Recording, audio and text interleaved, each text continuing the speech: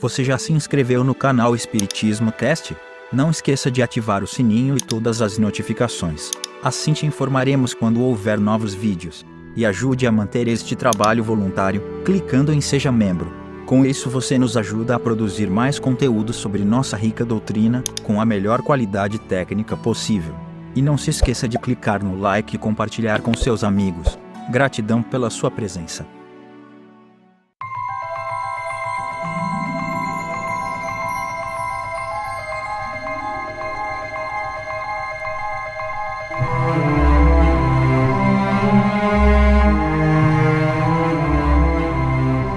Olá meus amigos, minhas amigas, como é que vocês estão? Sejam muito bem-vindos a mais um estudo do livro dos Médiuns.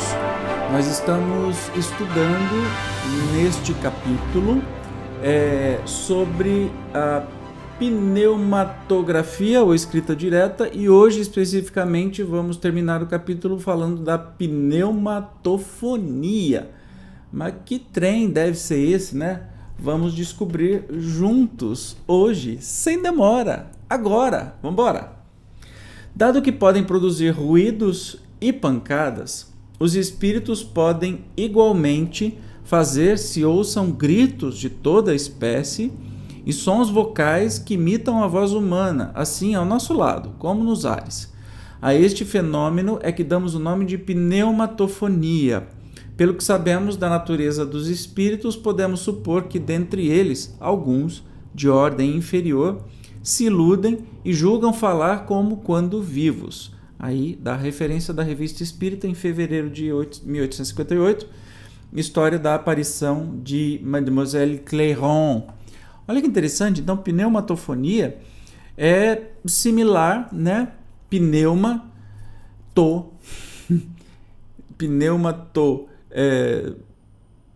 escrita direta, que eu esqueci o nome, gente, eu falo uma coisa, pneumatografia, né, que é escrita direta, e pneumatofonia, a produção de vozes diretas também.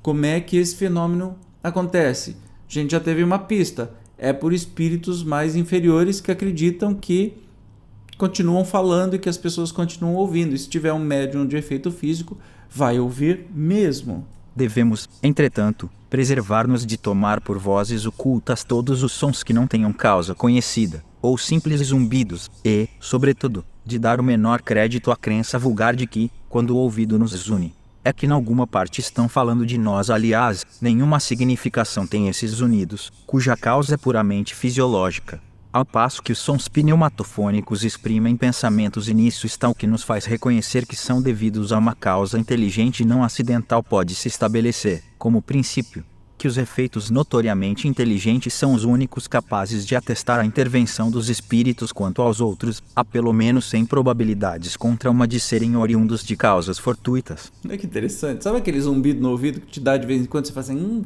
se for na direita, estão falando bem de mim. Se for na esquerda, estão falando mal de mim. Como se direita e esquerda fosse bem e mal, né? É bobagem, tá? E não é isso, pneumatofonia, não se trata disso. Se trata de produção de voz mesmo. Isso se dá em sessões de materialização. Por exemplo, aqui em Rio Preto tem uma casa espírita que trabalha com... eu não lembro o nome dos espíritos, mas é grosso, alguma coisa assim, que ouvem a voz dos espíritos, né? Então, essas vozes, na verdade, pelo que eu tenho de conhecimento, pode ser que eu esteja errado, você me corrija se você conhecer isso, se dão na penumbra, né? Como quase toda sessão de materialização, a luz, que não seja vermelha, por exemplo, dá uma interferência danada e não materializa. Na penumbra é formado um aparelho vocal, né? E porque se materializa o espírito conversa com você, por que não pode ser materializado só o que vai ser usado, no caso, um aparelho vocal que funciona como o nosso, com o ar, com tudo direitinho, e que produz o som nesse sentido, tá? Mas são palavras inteligentes e faladas, não é uma coisinha que você acha que você ouviu e tudo mais. É como se eu estivesse falando, você está me ouvindo agora, então é isso que acontece, tá? Mas vamos continuar aqui a entender. Acontece frequentemente ouvirmos, de modo distinto, quando nos achamos meio adormecidos, palavras, nomes, às vezes frases inteiras, ditas com tal intensidade que nos despertam, espantados se bem em alguns casos possa haver aí, na realidade, uma manifestação. Esse fenômeno nada de bastante positivo apresenta para que também possa ser atribuído a uma causa análoga que estudamos desenvolvidamente na teoria da alucinação, capítulo V, item 111 e seguintes demais. Nenhuma sequência tem o que de tal maneira se escuta.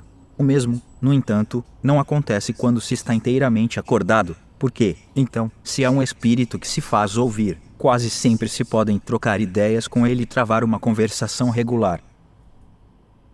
Os sons espíritas, os pneumatofônicos, se produzem de duas maneiras distintas. Às vezes, é uma voz interior que repercute no nosso foro íntimo, nada tendo, porém, de material as palavras, conquanto sejam claramente perceptíveis. Outras vezes, são exteriores e nitidamente articuladas, como se proviessem de uma pessoa que nos estivesse ao lado. De um modo ou de outro, o fenômeno da pneumatofonia é quase sempre espontâneo e só muito raramente pode ser provocado. Olha que interessante, então aprendi mais uma coisa, né? Então aquele negócio quando a gente tá pegando no sono, você ouve alguém te chamar, alguma coisa assim, mas não trava um diálogo, isso não é o fenômeno de pneumatofonia, né? Mas quando há um diálogo, você está ouvindo a pessoa conversando e você conversa com ela, mesmo que mentalmente ela te responde, então isso é internamente.